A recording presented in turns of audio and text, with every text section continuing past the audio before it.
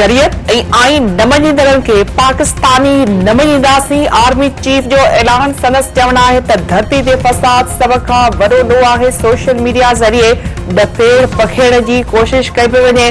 कंहिं बि मुल्क में ॾफेड़ पखेड़ जी कोशिश कई त अल्लाह जो कसम संदसि साम्हूं हूंदा। फ़लस्तीन मां सबक़ मिले थो त पंहिंजी हिफ़ाज़त पाण करणी पवंदी। अल्लाह मदद कंदो।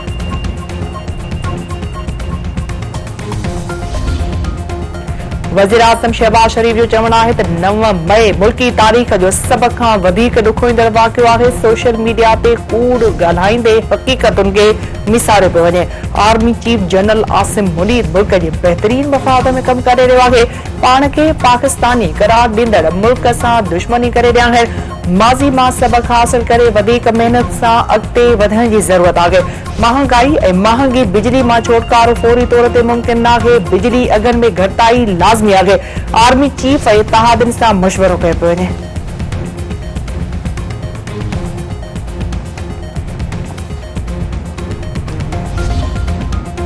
पीटीआई बानी हुकूमत खां गैर मशरूत माफ़ी वठण जी तरदीद करे छॾी। संदसि चवणु आहे त हुकूमत खां गैर मशरूत माफ़ी वठण जो तासिर दुरुस्त आहे।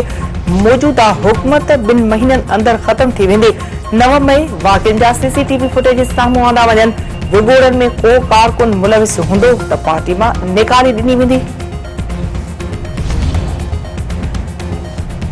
हुकूमत पीटीआई बानी जी गैर मशरूत माफ़ी जो मुतालबो रद्द करे छॾियो। पाकिस्तान जी भेट बांग्लादेश सां करे ॾफेड़ पैदा कयो पियो वञे। पाकिस्तान ऐं बांग्लादेश जी भेट कंदड़ मुल्क दुश्मन आहिनि। मुल्क ॾुखे वक़्त मां गुज़री रहियो आहे। मुसदिक मलिक 9 मई जे विगोड़नि में तहरीक इंसाफ़ जा कारकुन मुलविस आहिनि। GHQ ते हमलनि जी रिथाबंदी बाक़ायदा मनसूबाबंदीअ सां कई वई। धरणनि जी पैदावार, क़ौमी तारनि ते हमला कया। तहरीक इंसाफ़ कारकुननि जे हमलनि जा सीसीटीवी फुटेजिस मौजूद आहिनि। पीटीआई बानी खे पंहिंजी ग़लतियुनि ते क़ौम खां माफ़ी वठणु घुर्जे। जावेद लतीफ़ चौधरी NRO न ॾियण जी ॻाल्हि कंदड़ रहम जूं अपीलूं करे रहियो आहे। पीटीआई बानी GHQ ते हमले जो एतिराफ़ कयो। तहरीक इंसाफ़ कारकुननि जे हमलनि जी हिक न पर केतिरी वीडियो मौजूद आहिनि। अज़मा बुखारी बांग्लादेश में उबूरी हुकूमत जे सरबराह प्रोफेसर मोहम्मद यूसुफ कसम खणी वरितो। अक़लियतुनि ते हमला मुल्क ख़िलाफ़ साज़िश करार। संदसि चवणु आहे त शागिर्दनि मुल्क खे बचाए वरितो आहे। मुल्क में अमन ऐं इस्तेहकाम लाइ कमु करण लाइ आज़ादी जी हिफ़ाज़त कई वेंदी। बांग्लादेश में अक़लियतुनि ते हमला आहिनि।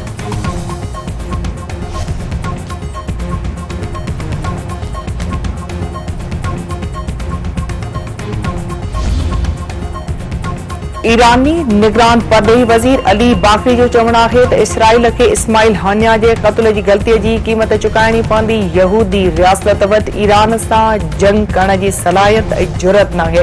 इसराइल खे इस्माइल हानिया जे क़त्ल जो मुनासिब वक़्त ते जवाब ॾिनो वेंदो। मीरपुर माथिल जे सहाफ़ी नसरुल्लाह गडानी क़त्ल केस मां दहशतगर्दी जा कलम ख़त्म। ख़ालिद लुंड, आजो शहबाज लुंड, बरकत लुंड ऐं संदन मैनेजर अब्दुल्ला लुंड साज़िश में मुलविस करार। जांच ऑफिसर सिराज लाशारी चालान प्रोसिक्यूटर वटि जमा कराए छॾियो। असगर लुंड ऐं बरकत लुंड क़त्ल में मुलविस करार। रिपोर्ट में चयो पियो आहे त PPMA ने ख़ालिद लुंड जे क़त्ल में मुलविस हुअण जा सबूत न मिली सघिया आहिनि। नसरुल्लाह गडानी क़त्ल केस मां दहशतगर्दी जा कलम ख़त्म कया विया आहिनि। सिंध हाई कोर्ट तरफ़ां केस जी मुंतक़लीअ बाबति दरख़्वास्त ते SSP घोटकी खां रिपोर्ट तलब।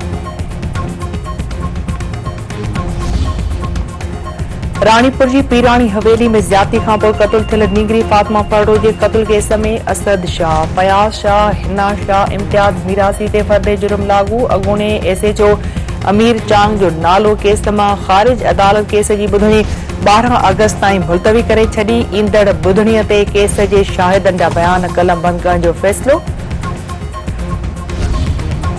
ऐं पेरिस ओलंपिक्स में जेवलिन थ्रो जो मुक़ाबिलो थी रहियो आहे। फाइनल में पाकिस्तान जे अरशद नदीम जो मुक़ाबिलो भारत जे